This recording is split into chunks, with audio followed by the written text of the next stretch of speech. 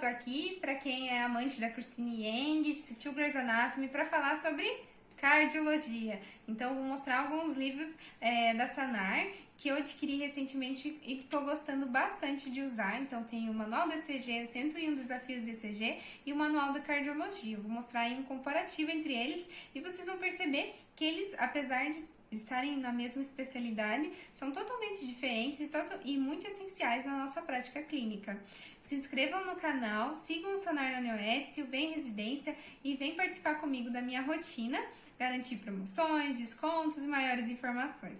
Então, eu vou mostrar um pouquinho sobre o manual de cardiologia, sobre o manual de ECG e sobre os 101 desafios em eletrocardiograma. Uma coisa que eu quero deixar já bem claro de início é que os livros da Sanar, que são manuais, então o manual de cardiologia, ele tem mais conteúdo, ele é voltado mais para explicar conteúdo. E os casos clínicos, então os 101 desafios ou 100 casos clínicos, eles são mais voltados para casos. Então, eles vão explicar o conteúdo, mas em formatos de casos.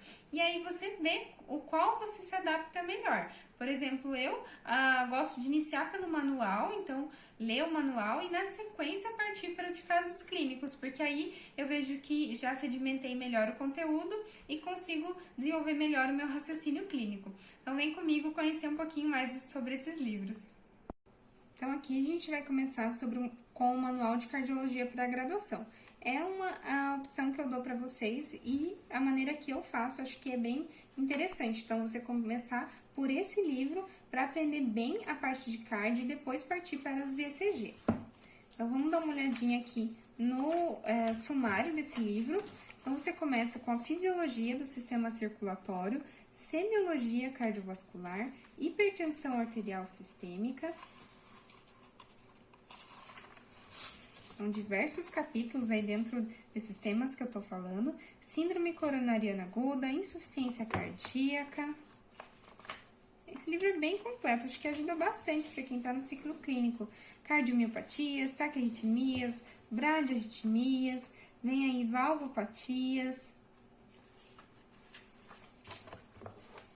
endocardite infecciosa, pericardite, choque cardiogênico, emergências hipertensivas, morte súbita, eletrocardiograma fisiológico e conceitos básicos aí de exames complementares. Então, se você perceber, o eletro aqui, ele é bem curtinho e a gente vai ver melhor sobre ele no livro especificamente de eletrocardiograma. Então, vamos conhecer o capítulo 1, Fisiologia do Sistema Circulatório. O que você vai ter nesse capítulo? Coração, fisiologia cardíaca, hemodinâmica e referência. Então, o coração, vem aqui a anatomia, tem as imagens, né? Como que é o coração por dentro, as câmaras, as artérias, as veias. Enfim, é uma parte bem básica, mas essencial para começar o seu conhecimento sobre cardio. Marca-passos atriais, então como que acontece essa contração do coração. Aqui explicando os potenciais de ação, fisiologia cardíaca, como que é essa propagação do impulso, né? Estimulação elétrica, enfim, é algo bem básico, mas não deixa de ser importante.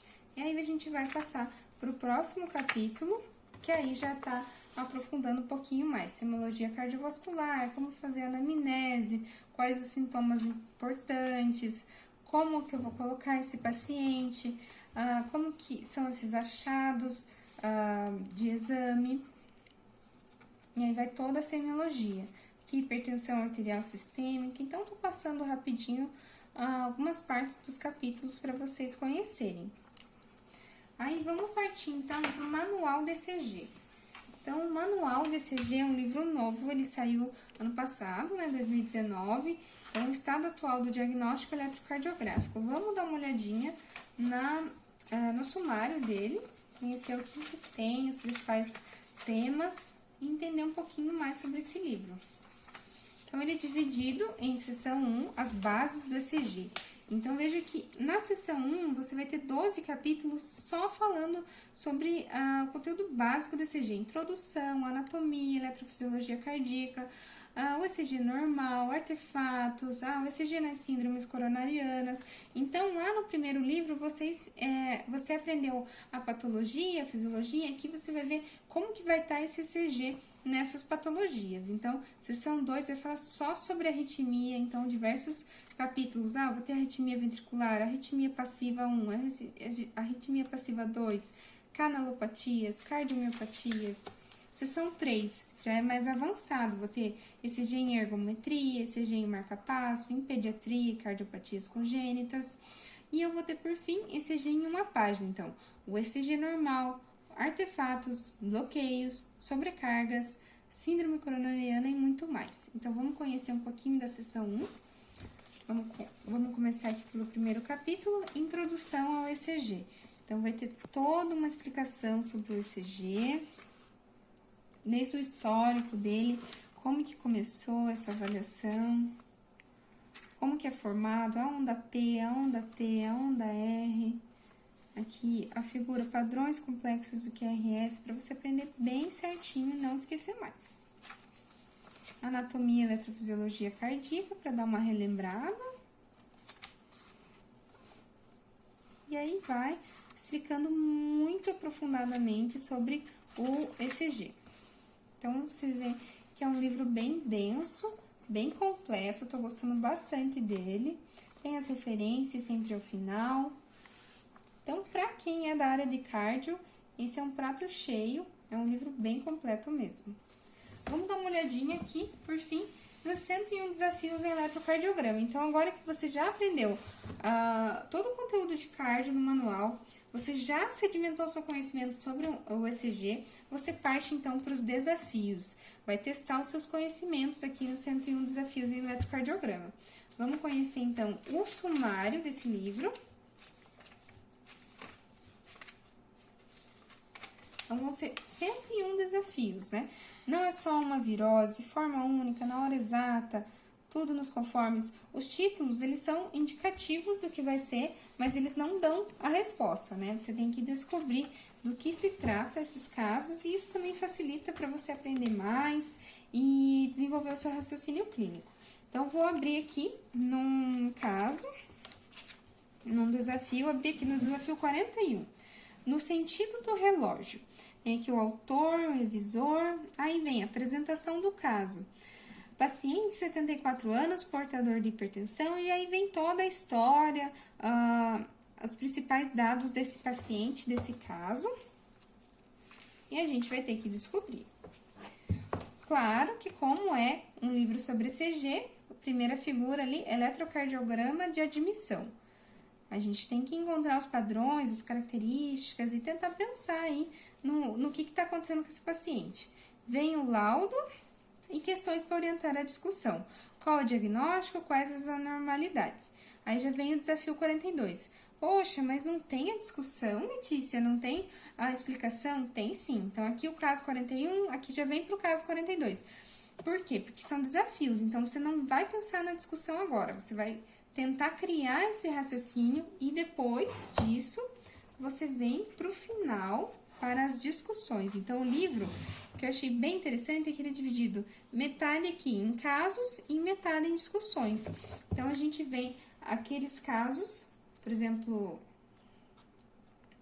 aqui o caso